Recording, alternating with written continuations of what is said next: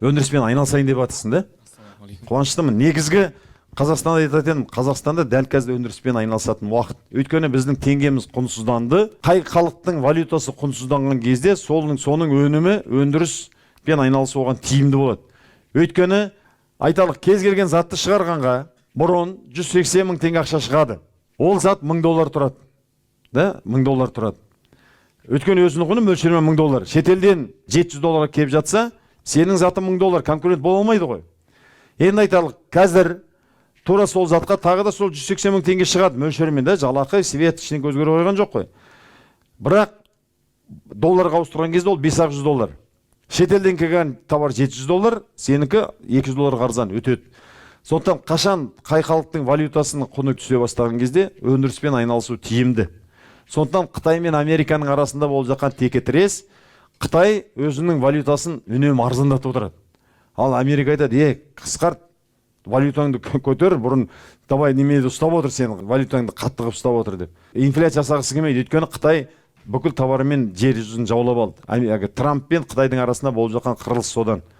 Сондықтан қазір Қазақстанда өндіріспен айналысатын заман келді. Қазір айналысу керек. Әрине, бүкіл шарттар орындалған жағдайда. Сен немен айналысайын деп жатсың? Декор панель өндіріске жатады ғой? Жатады. Гипстен істелінген липнина. Кафель секілді, ол да дуалға жабысады. Кафелерде көбінесе қолданады. Көп қазір қолданады. Шикізат қайдан? Шикізат гипс өзімізде. Қазақстанда шығады. Қазақстанда бар. Супер, жақсы, тамаша. 50 килограммы 1000 теңге тұрады. Бір қаптан примерно тамаша. Минимум 5 квадрат шығаруға болады. Ал квадраты оның базарда 3500 теңге тұрады. Неге айналыспай жатсың? Не шектеп тұр сен? Құрылыспен айналсам мен негізі. Заказ алып қойғам, сонымен сол заказымды бітірмей. Жалпы оқуға келдім негізі Аламанға. Сен атың? Ержан. Ержан, енді жарайды. Оқуды бітіріп, сол сенің сұрағың арқылы мына интернеттен мен экранның ар жағынан қанша мыңдаған адамдар көріп отыр. Мына халықтың содан біраз өзіне жауап алады өндіріспен айналысу үшін. Бағанағыдан берген әңгімені сен қорытып отырсың ғой. Тыңдау бар да, есту бар. Тыңдағанда просто тыңдадың, кейде мына құлақтан кіріп, мына құлақтан шығып кетеді. Есту деген сөз осыны байлам жасап отыру керек та, осыны мен өмірімде қалай пайдалансам, осыны қалай пайдалансам деп. Содан кейін артынан істеу бар. Тыңдадың, естідің, істеу керек. Шешім қабылдай алмаған адамның ешқашан алға баспайды. Тыңдадың, естідің, онан кейін шешім қабылдау керек та, шешім қабылдау үшін қазір мен былай істедім. Сондықтан адамның өмірі қандай болатыны қабылдаған шешіміне байланысты. Шешім қабылдай алмаған адам ешқашан аяқ алға баспайды. Сондықтан естіп отыру деген сөз, осыдан мен қандай тәжірибе аламын, маған неге байланысты деген әңгіме. Адам өмірінде болашақ саланы таңдау, болашақ жарынды таңдаудан кем емес, өте жауапты іс.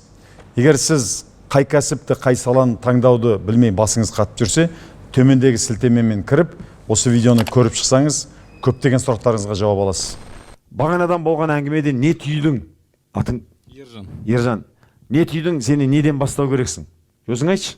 Мен тексерейін, сен ести алып отырсың ба, ести алған жоқсың ба? Әшейін құр тыңдап отырсың ба? Неден бастау керек? Түйгенімді, аға, мен динозаврмын ғой, жалпы телефон. Жоқ, неден бастау керексің? Сен декор панел шығармақсың. Неден бастау керексің? Жарнама? Жоқ. Давай, былай болсын. Ержан, ақшаң бар ма қалтаңда? Бар. Қазір дұрыс айтқан адамға 1000 теңге бересің. Дұрыс айтпаған адам 1000 теңгені қайтадан алға кетеді, да? Давай қолымызды көтерейік. Неден бастау керек? Бағанадан болған әңгімеден кішкене бірдеңке түйін жасап отырайық та. Сіздер бірдеңке түйін жасау үшін келдіңіздер. Бағанадан болған әңгімеден не түйдіңіздер? Ержан, неден бастау керек? Сол жаңағы нені өндіретін жерге барып жұмыс істеп білім алу керек шығар. Экспертіз жоқ өйткені өндіре алмайды ол. Өндіре аласың ба? Өндіре аламын. Өндіре алса, давай 1000 теңге. Бағана өзіңіз айтқандай клиент жинау керек. Жоқ, не істеу керек ол үшін? Клиент жинау деген не? Алдымен Жарнама жасау керек. өндірмей тұрып, цех ашпай тұрып, оборудование алмай тұрып, арендаға ештеңе алмай тұрып, неден бастап не істеу керек? Жарнама жасау керек. Сонан кейін? Клиент жинау керек. Сонан кейін? Жоқ, 1000 теңге. Так, ана прям қолын қатты созып отырған жігіт. Нарықта сол өндірген декордың жаңағы нарықтағы сұранысын байқап көру керек. Сонан кейін? Сосын кейін сұраныс жоғары болса, жақсы болса 1000 теңге. 3000 теңге, прям екінші қолын қатты отырып отырған жігіт. Бәсекелестікті білу керек. Жоқ, 4000 теңге. Бірінші соны сатып көру керек. Молодец, бер ақша. Бағана айттым ғой да, пешені шығарады адамға да, Жаңағы декор панельді Қазақстанда біреу өндіріп жатыр ма? Иә. Өндіріп жатыр. Ендеше, енді сенде бар ғой, кім? Ержан. Міне қараңдаршы, Ержанда қанша клиент бар, ол қаншама сатылады, қандай бағаға сатылады, ешқандай тәжірибе жоқ пока да. Енді не істеу керек? Жаңағы декор панель сатып жатқан компанияларды қарау керек. Соның тізімін жинап алғаннан кейін, просто солардыкін завод, цехтар тауып алып, соларды сатып көру керек. Сен қандай өндіріс ашқың келеді? Неше квадрат күніне айына шығаратын мысалы? Күніне мөлшермен отырсың ғой, қанша квадрат шығарғың келеді? 30-40 квадрат. 30 квадрат шығарғың келеді күніне де. Күніне 40 квадрат шығаратын болсаң, енді 26 күнде қанша шығарады? 25 күнде 3-ке көбейтсең 75, 750 квадрат да? Айына примерно 1000 квадрат шығарады да. Соған саған біраз оборудование алу керексің да? Жоқ, оборудование керегі жоқ. Қолмен істейді. Цех арендаға аласың. Цех, иә. Кісілер аласың, қол астыңа да.